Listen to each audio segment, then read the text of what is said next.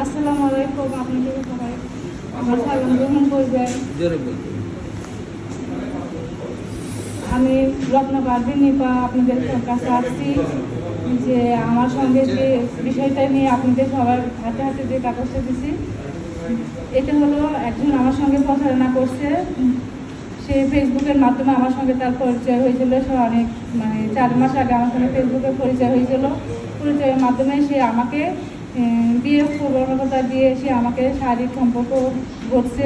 সে আমার সঙ্গে যাকে বলে যে বিভিন্ন জায়গায় আমাকে ঘোরাফেরা নিয়ে বিভিন্ন জায়গায় বিভিন্ন কিছু আমাকে নিয়ে ঘুরছে। সে ঘোরার প্রতিতে তাকে সে আমার সঙ্গে এখন আর কোনো যোগাযোগ রাখে না।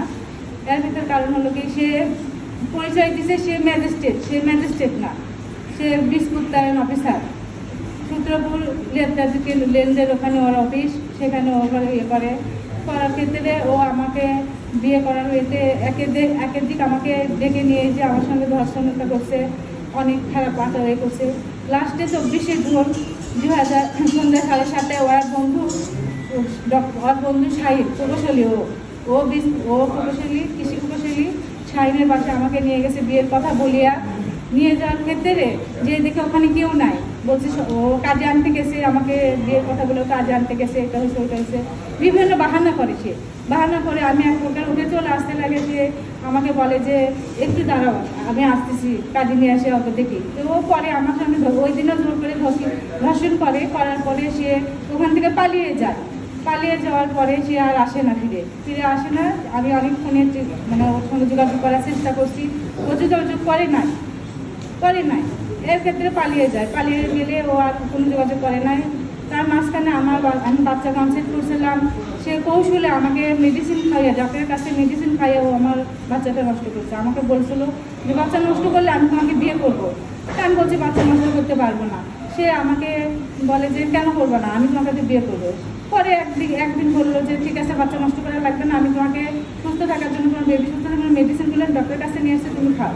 খাওয়ার পর আমার অ্যাবর্শন হয়ে যাওয়ার ক্ষেত্রে ও আমার সঙ্গে যোগাযোগ করা বন্ধ করে দেয়। বন্ধ করে দিলে একদিন হট করে বলতে চাই ঠিক আছে, তোমাকে আমি বিয়ে করবো, তুমি অমুক জায়গায় আসো।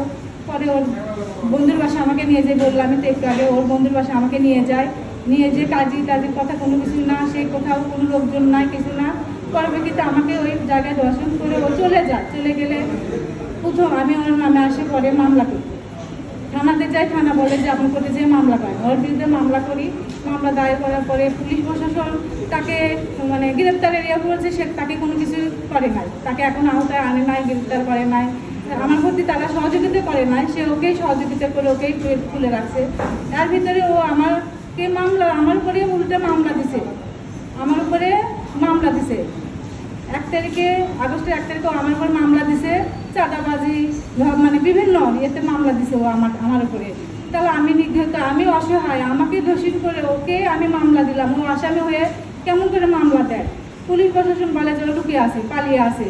তো পালিয়ে থেকেও আমাকে মামলা কেমন করে দেয়? আমি আপনাদের কাছে বিচার চাইতে আসছি, আপনারা এটা বিচার করে দেব।